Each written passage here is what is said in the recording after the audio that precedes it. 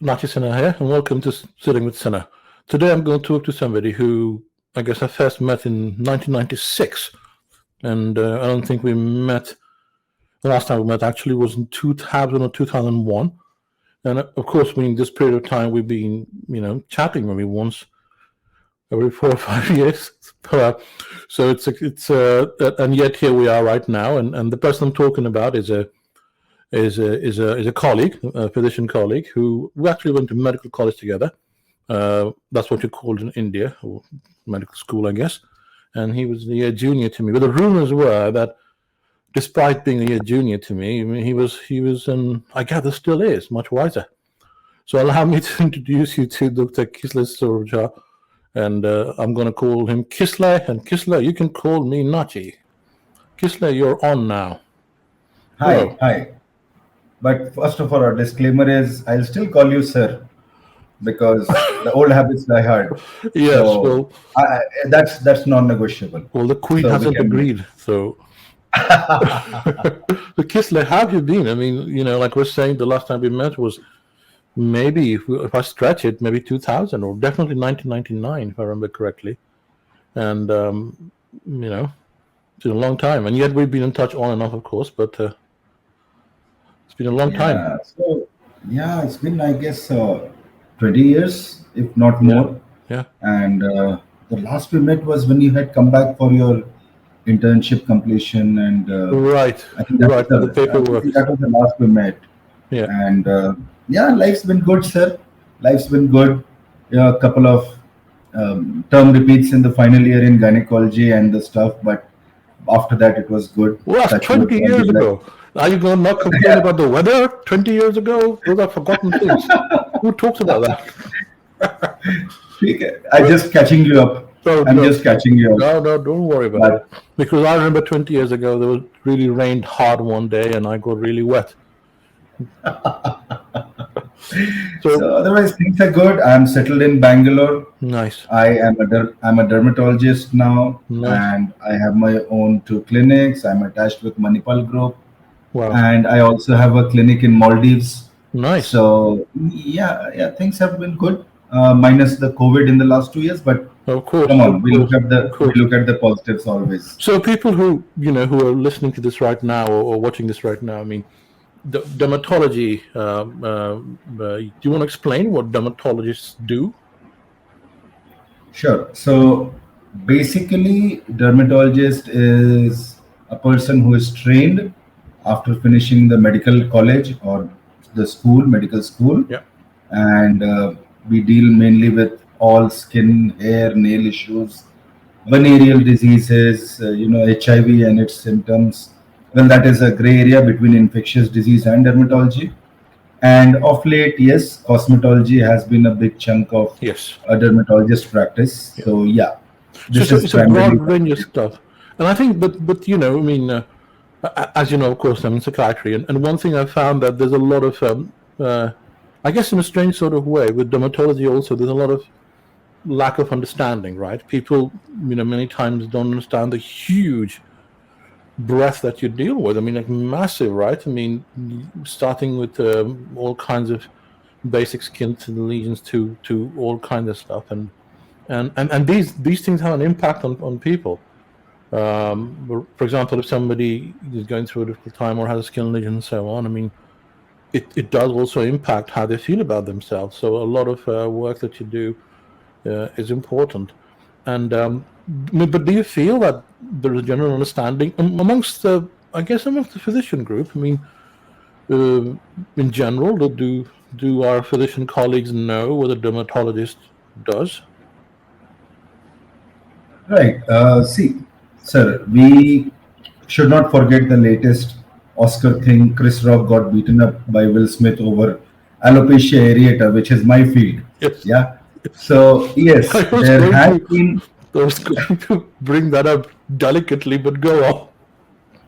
So the understanding has been increasing. The whole concept of a role of a dermatologist has been increasing. Like I don't know how it is there, but in India, the physicians first try all sorts of steroid medicines, and then they refer to us. Right. when things are out of control. Right. But okay, at least now they have been, the moment they see a skin disease, they refer to us. So Right. that's a welcome change, because you don't have to deal with a lot of doubts and whether it will come correct, whether it will work or it will not work. Yeah. The previous doctor gave me this medicine, and so yes, the understanding has been increasing. Same likewise with cosmetology. Hmm. Also, it's a very shared field between us, the plastic surgeons, and the oral and maxillofacial surgeons. Right. They also deal with a lot of facial aesthetics.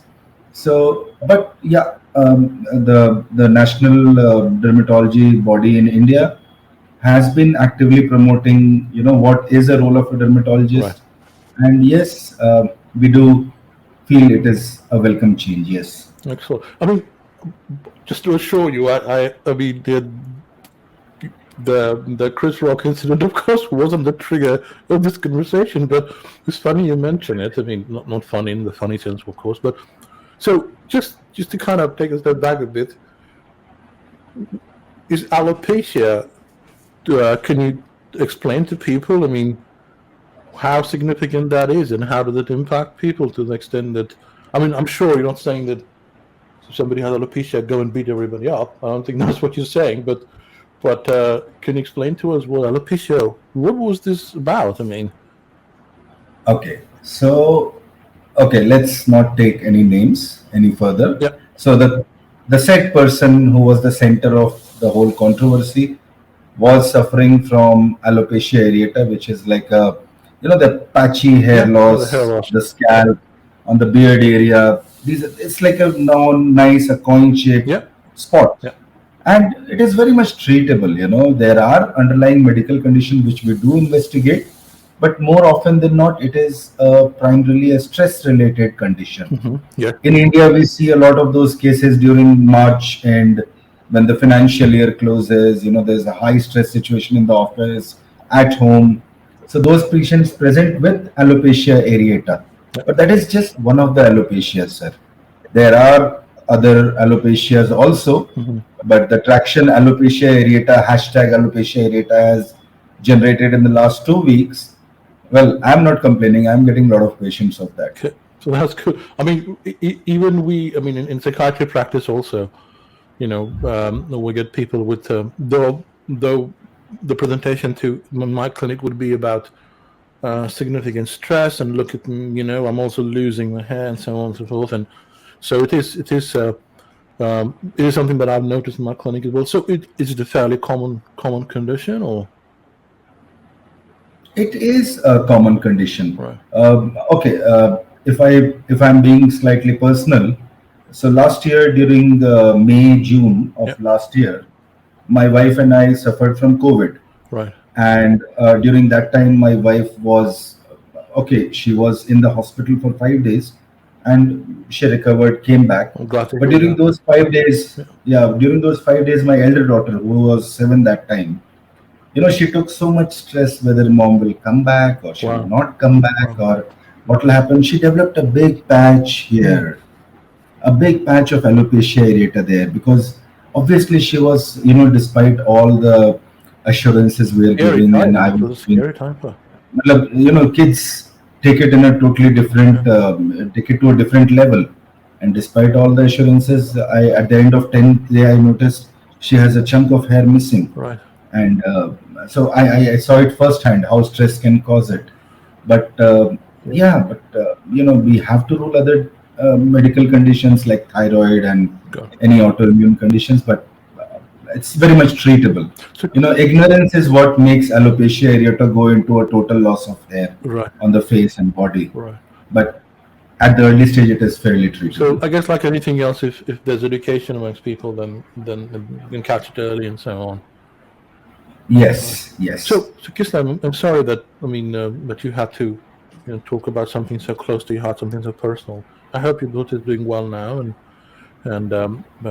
how are you doing as a family? I mean, both you and your wife going through COVID, and of course, daughter's having to see that kind of stress. I mean, are you all right now, COVID wise and otherwise? Yeah, there have been ups and downs, like it so happened like we stay in an apartment community here, where everybody knows everybody, Yeah.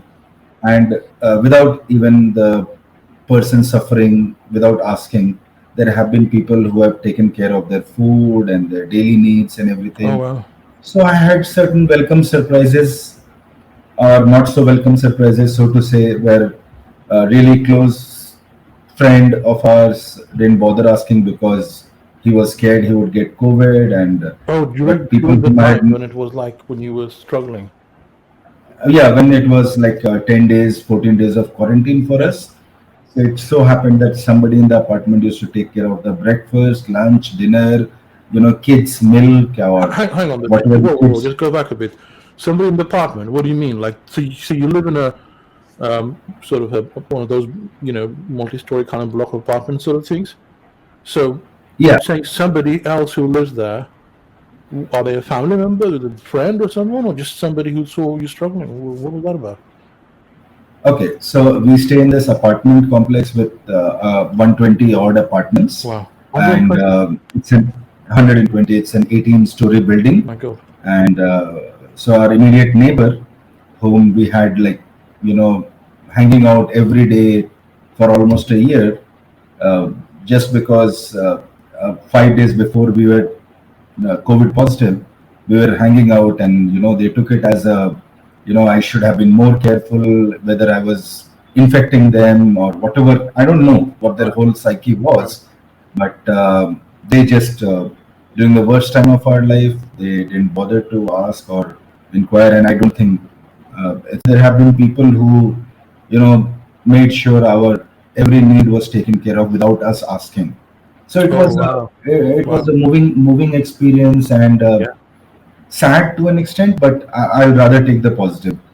I'll rather take Well, the positive. positive is huge, isn't it? I mean, um, um, I guess this is amazing. I guess it's one of those human stories that people have talked about. I mean, this is fantastic. So somebody, one of the people in the department, decided that okay, they saw that you were struggling, and I mean, you were not well, and right. I mean, that was very. I mean, I guess my my regards to whoever the individual was who was so thoughtful. That's amazing, man.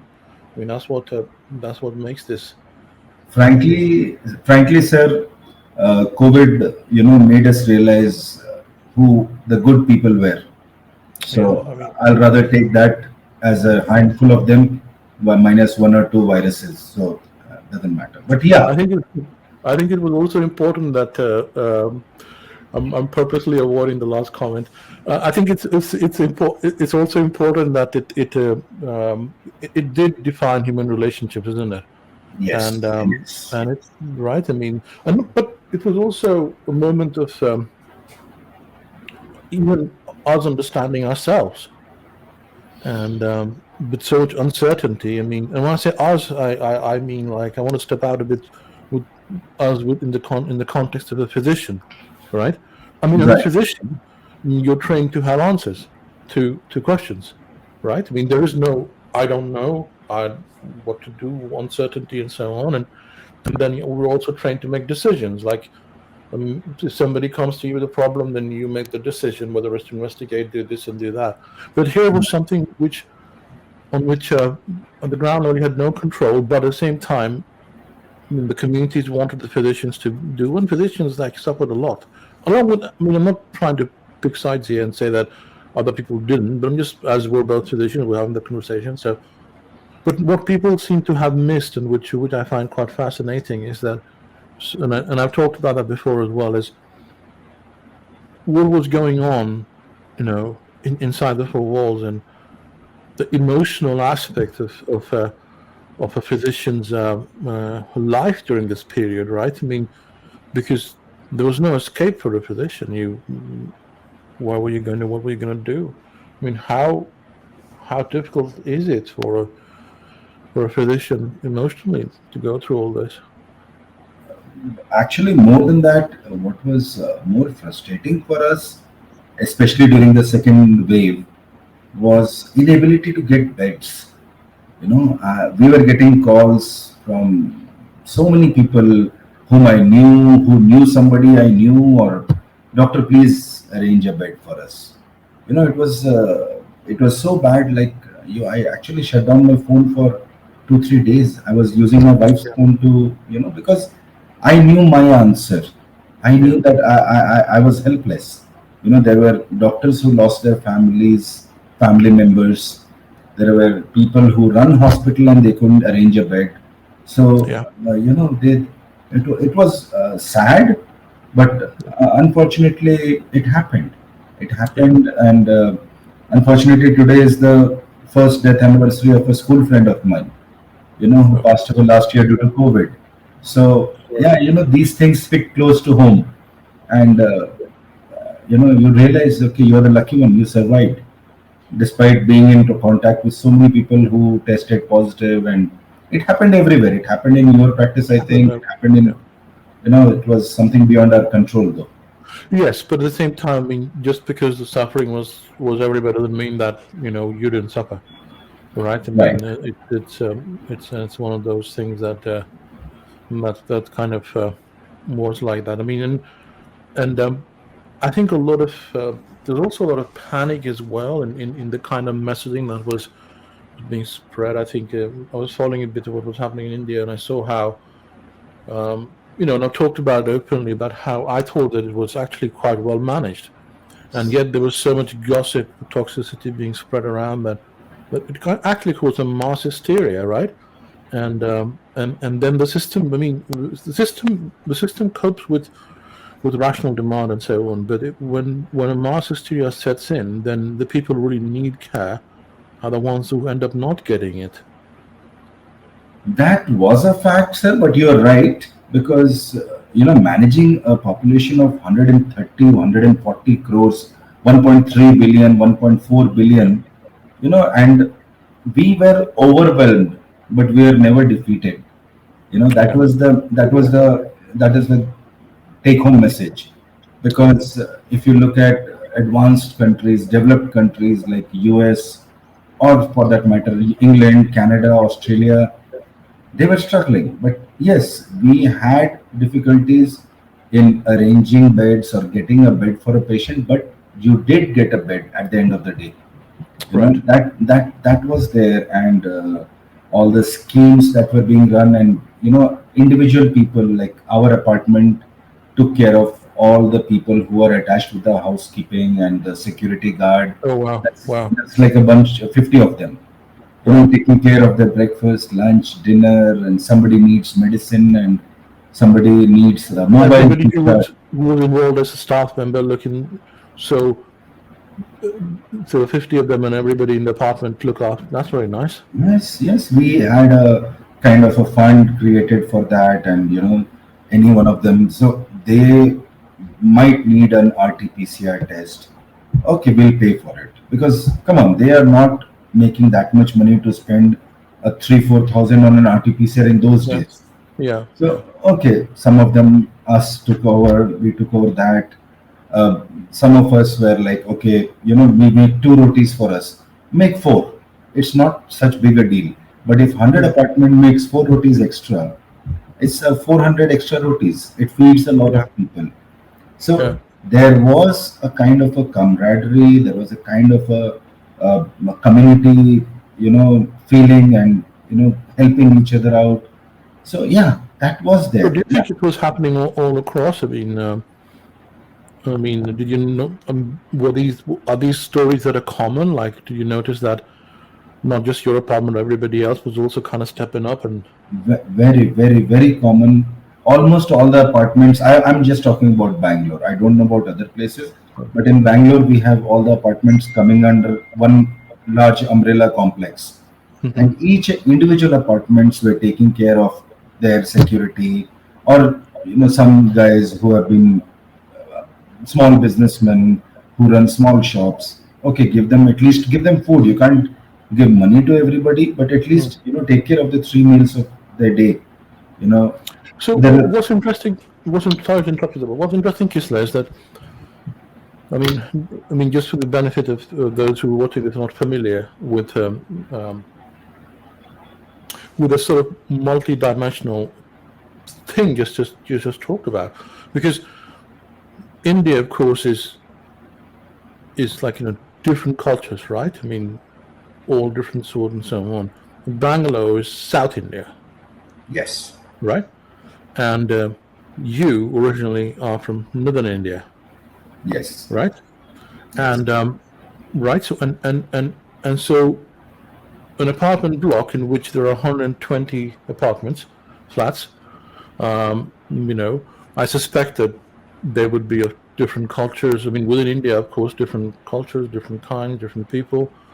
So this conversation that many times comes across as flawed is how India is sort of divided. On the contrary, it seems like India was united.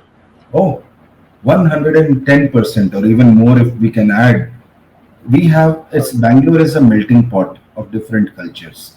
There are people from Kashmir, there are people from Nagaland, there are people from Gujarat, and I'm talking about my apartment complex. I Right. didn't know about others.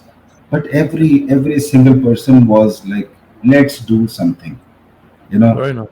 the whole idea was, there was a mass migration of unskilled workers in India. There were people who arranged their bus tickets, Mhm. or some rich guy in not in our apartment, but we heard in Bangalore, some rich guy actually booked a full flight for migrant workers to go back to their hometown. Hmm. So, people did their bit. Doesn't matter if you paid $1 or $1,000. Nobody cares about that. But when you add everything up, that made a difference. So No, yeah, India was united. India was united, and the treatment part was good. Okay, there was initial hiccup when the second wave hit us, because nobody had any bloody clue that what's yeah, well, that's happening. the same everywhere, Kessler. I mean, it was. I Yeah. mean, the whole. Everybody was struggling everywhere. I mean, so what about now? Are things kind of are people now feeling that there's light in the tunnel, or no? Look at me smile.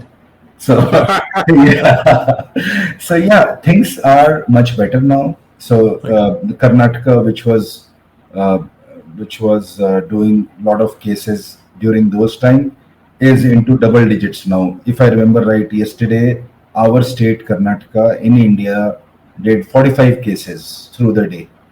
So Wow. And when you that's said so we are now today is what? Bloody hell. So the 3rd of April, sorry. So 3rd of April 2022, as timestamp, you're saying that it's in double digits. That's amazing, isn't it? That's amazing. Things have turned around.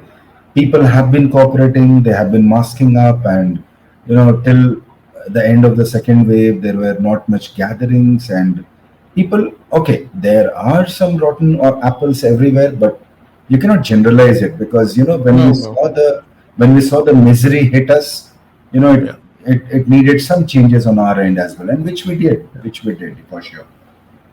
So, I mean, what about as I mean, as a dermatologist, right? I mean, um, a lot of your work is, I mean, in person. Let me see what's going on, that kind of stuff, right? Unless you're using teledermatology. I mean, I don't know how, but even that has a bit of a limitations. But I guess so. Dermatology. I mean, many people would have suffered because they wouldn't have been able to access. Not that you weren't willing, but it's just that that's how it was. Am I correct in assuming that? Or We are actually using a lot of teledermatology right? during the peak COVID. This is 2020 March, April, May. There was a lot of online consultations, the Hmm. teledermatology part, which Right. has been okay, but the people want to go out. So now Right. it is more of in-person visit to the clinics than the teledermatology.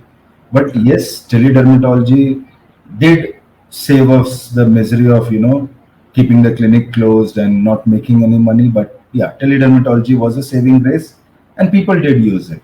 Like on an average in a day, during the first wave of April 2020, I was seeing like 35 to 40 cases a day.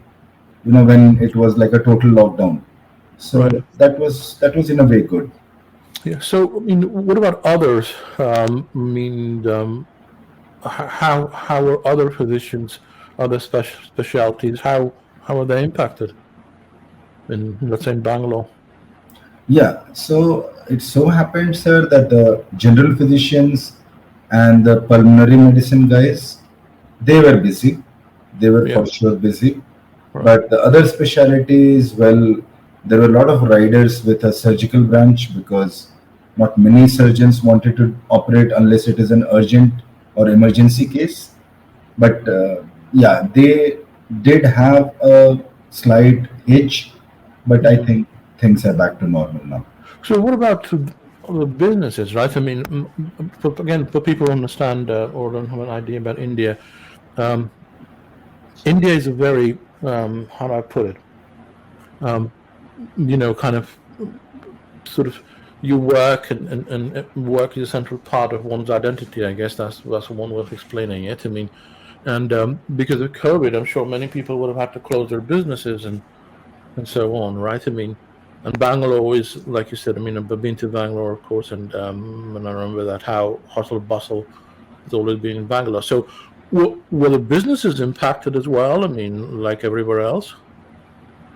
Yes, sir, for sure, because the businesses who are dependent on the end of the month to run the next month, for sure they a couple of them, more than a couple of them closed down.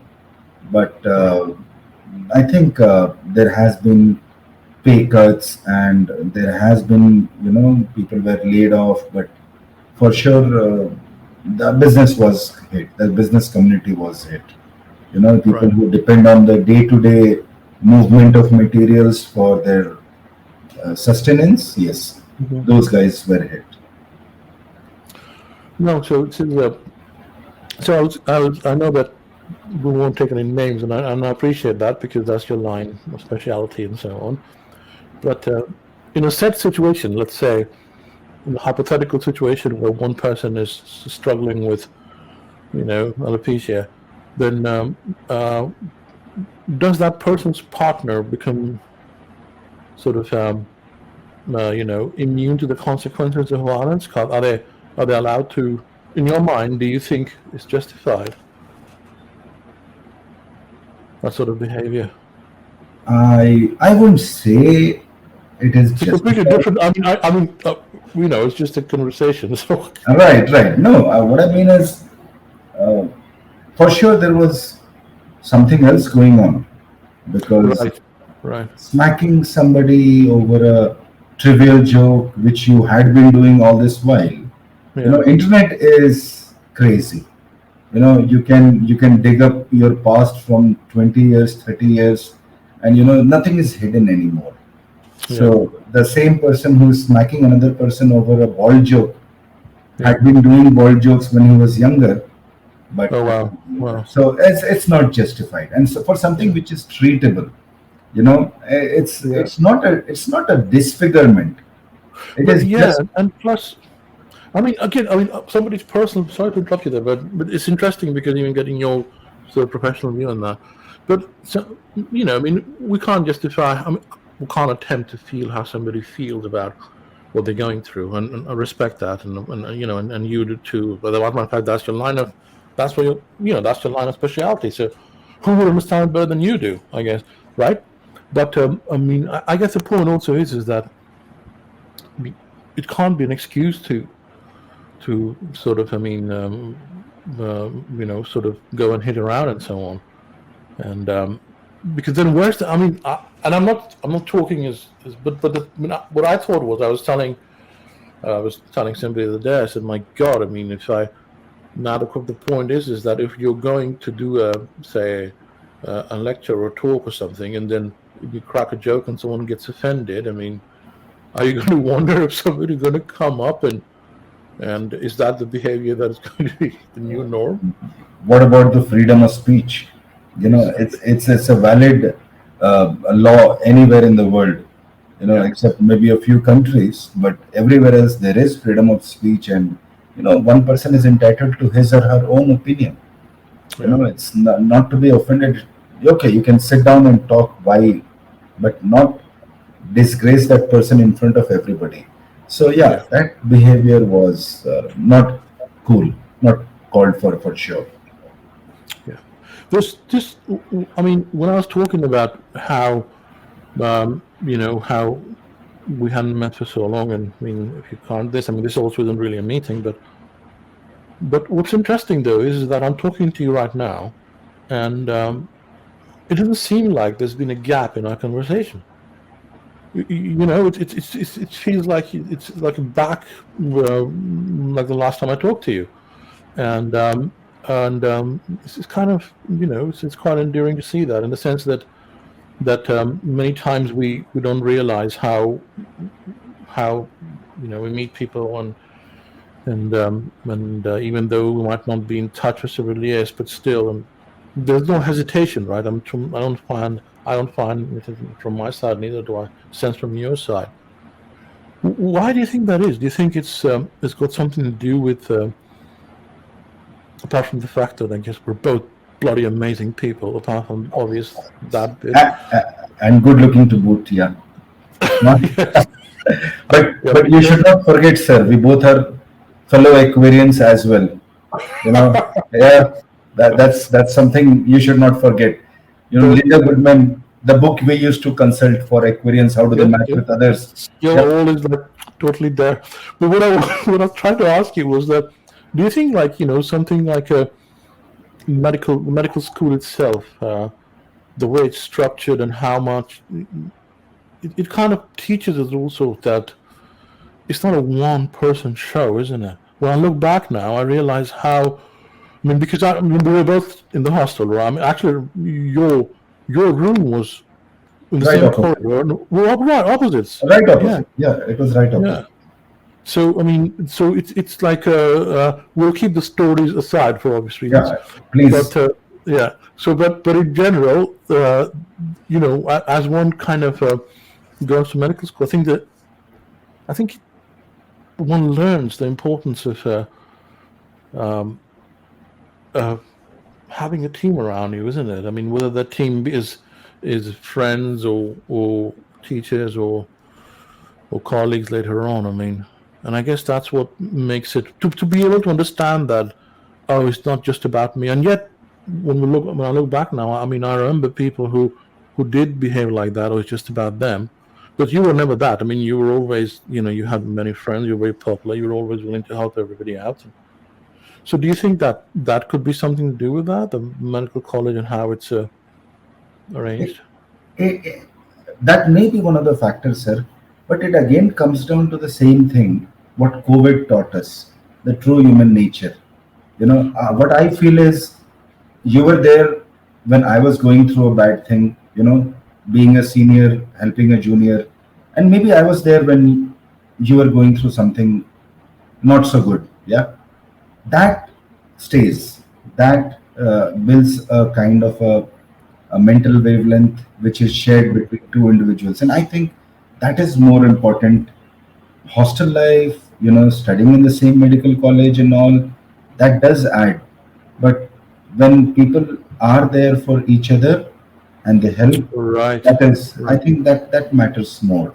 That is Right. what. So you're saying that actually that's an excellent point, because the value of human interaction, which kind of allows one to see how somebody is what matters.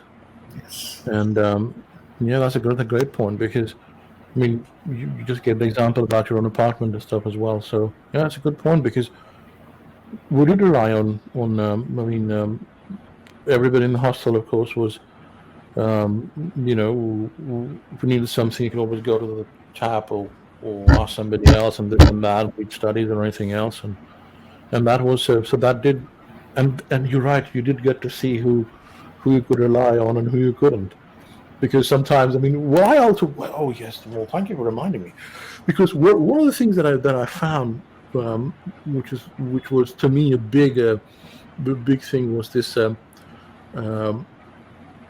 And I guess being in psychiatry now, I understand why it would bug me so much, would be how the gossip, right? If you're talking to somebody and how things, you get back to hear about it, and then the whole thing is, and you go, my God. I mean, You suddenly feel you have grown up. don't depend on gossip anymore. But yeah, that was something, yeah, which I think both of us didn't like that time also. No, but the funny thing is, though, is now more I talk about it, I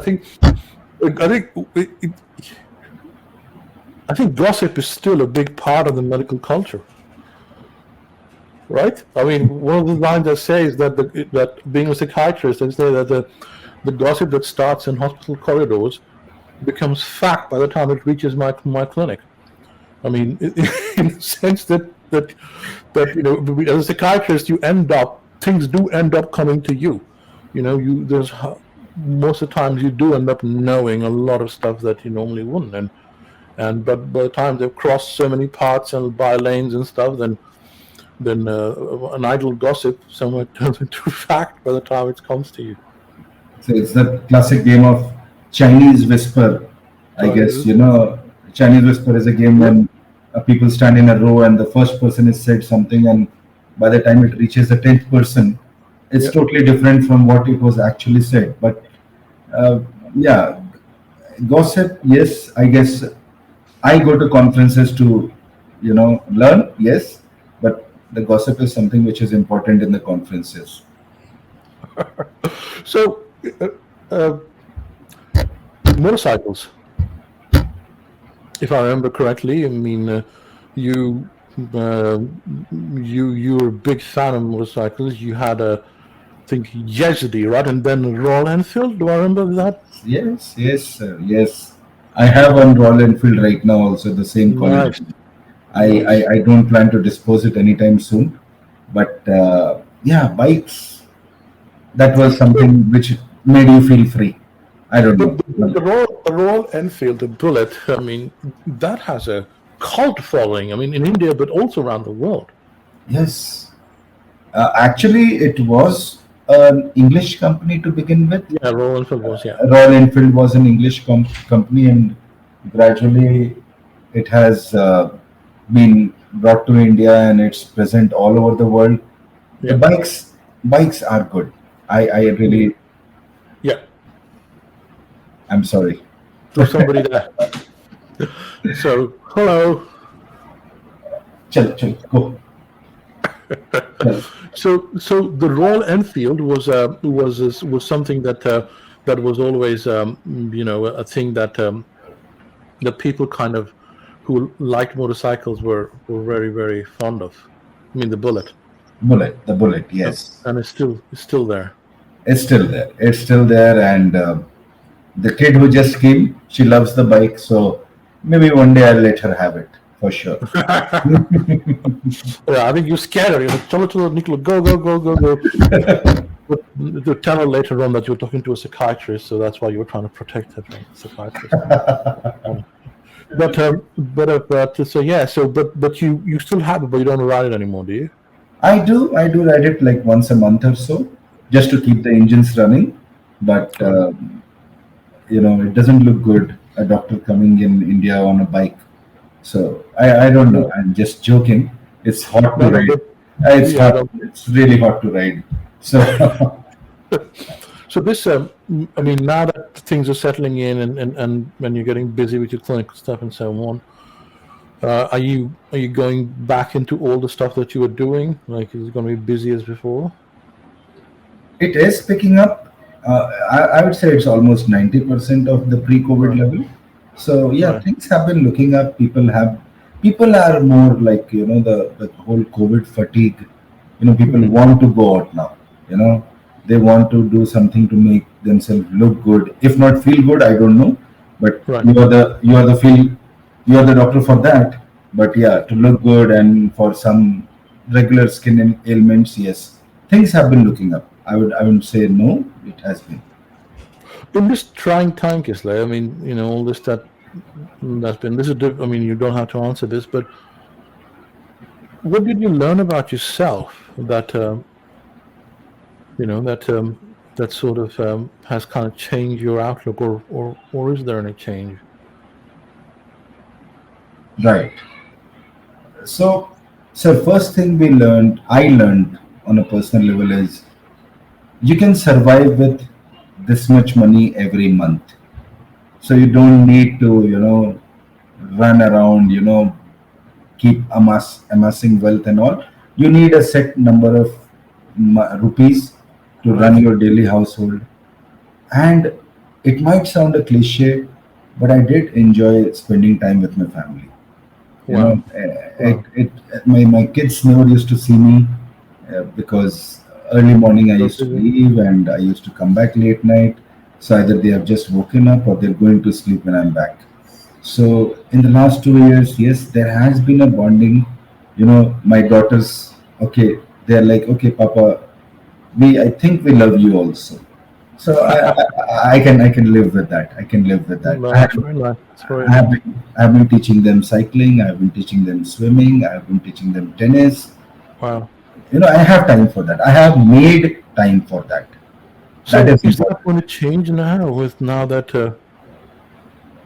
that things are becoming busy? Because it seems like you found something very valuable, the value of happiness that time gave you, and the time allowed you to spend time with your family. And I think that was, I mean, just talking about it, your face completely changed. I mean, and and yet work sort of responsibility, accountability, all kinds of things coming away. Plus, being a physician, sometimes we take responsibility as extra as well. But with the value of the time that you noticed and how much it means to you, I mean, do you think you'll be able to keep that, or is that going to be gone in the history books of COVID?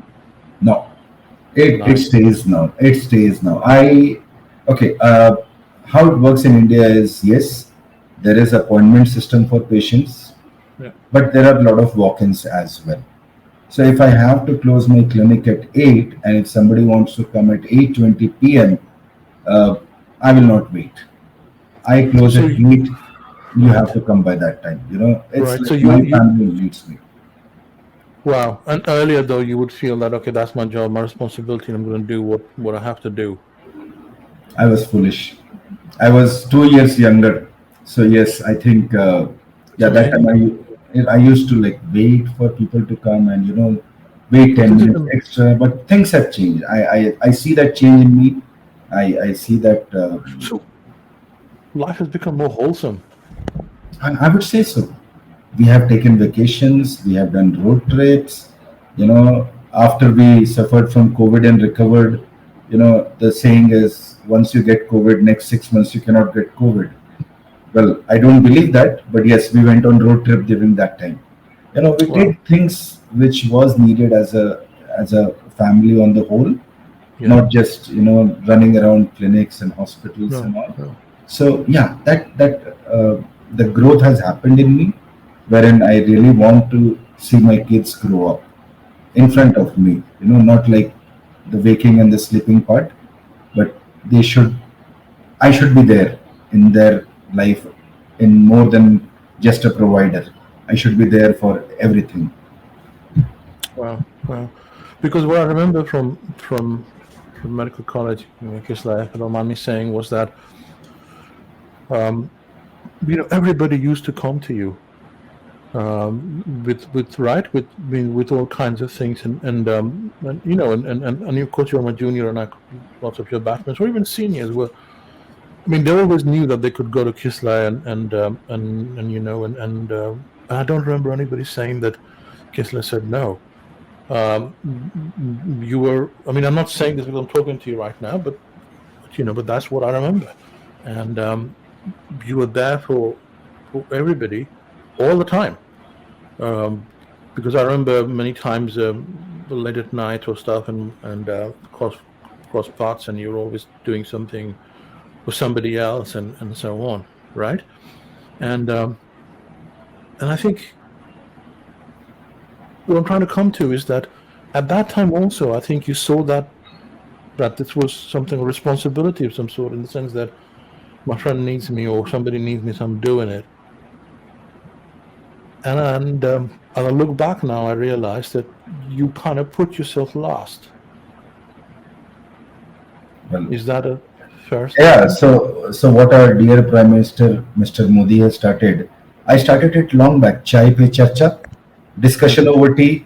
yeah, That was always happening in my room. We always had the Yes. teapot ready and the mugs ready, and there were Yeah. people always, Yeah. yaar ek chai pila de, give us a cup of tea. Yeah. Fine, I'm there. Don't worry. Tea is served, coffee is served. You Yeah. just need to relax. I don't know, sir. Um, I always felt, that I should be there for Yeah. everybody. Never expect for a return or anything, but well, But that also kind of slipped into your practice as well, right? I mean, as a physician, always like you described that I would wait and this and that and so on, and I think what you're telling us as we're talking about COVID is that I think COVID taught you to be there for yourself as well, because it seems like you realize that spending time with my family actually makes me happy, and I'm going to do something for myself. another cliche, sir. Time is short, life is short. I started taking it. I don't know. I'm playing new games every week, and I want to do something extra. You know, as a doctor, fine. I'm there Yeah. for my patients. I keep following up. How are you doing? Yeah, And yeah, no, no, that, I mean, I'm not saying that, but what I was trying to come to was that it sort of fits in how, as you're talking about your family and how much pleasure it gave you to be able to spend time with them. But you see, as much as it was about them, in reality, the fact also is that the amount of happiness you felt, yes, right? yes. It's important, and that's what I was trying to come to was that the COVID thing has actually taught you to even care about your own happiness, about what you can do for yourself, and it just so happens that you notice that I do love spending time with my family, which I couldn't before. It is important, sir. It is important because the actually the time is short. Time is limited. My daughters, my girls, they'll grow up, leave for college. I want to have memories. Yeah, I want to look back and say, okay, if nothing, I made breakfast for them every day during those lockdown times. I've never done it for myself, but wow, that was my duty. Help my wife clean up the vessels. I'm sorry, but in India, guys generally don't enter the kitchen. So, yeah, but help her make something nice. Look up on YouTube, make something nice, sit down, enjoy. You know, those small things gave me happiness. Those wow, small things made me realize, yes, this is also important. wow, wow. What's I mean, that is amazing. I don't want to sound flippant, but what's the dish you make best? Oh, chicken, hands down, and dosa. Oh, Those as a, ki- well. a killer dosa with a chicken curry to die for, sir. To die for. To die Huh? for. All thanks to Well, YouTube. YouTube. Oh, there was YouTube on the side, and I'm cooking. Oh, 2 spoons of Very nice. sugar. Oh, dear. So, ठीक है. Excellent. There I were mean, so mere. I still want to be inspired, but somehow the inspiration. I mean, I'm just happy that you get to do it, and one day perhaps you'll inspire me. But listen, Kisla, this is amazing, man. I'm talking to you after so long, and Pleasure is all mine, sir. Pleasure is all mine because, let me tell you, I always looked up to you. You know, me. you are the physiology gold medalist, man. Huh? You Well, were the pathology gold medalist in college. Come on, huh? I And don't.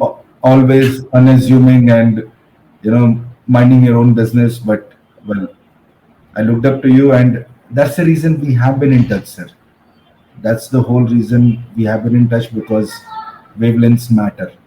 You feel comfortable talking to me. I feel comfortable talking to you, but distance and time doesn't matter. No, thank you, Kisla. That's very kind of you, and please convey my best to your beautiful daughters and then your wife as well. And I'm so glad to see that despite the personal struggle of both of you not feeling well through COVID and the emotional struggle as well, you right now the person I'm talking to is happy and and delighted. So this is nice, and on that note, is there anything else you want to say, and we'll call it a pack? And That's it, sir. I really wish the best for you too. To all the people who are watching and listening to this, thank you on both our behalfs, and take care, Kisalay. Bye bye. Take care, sir.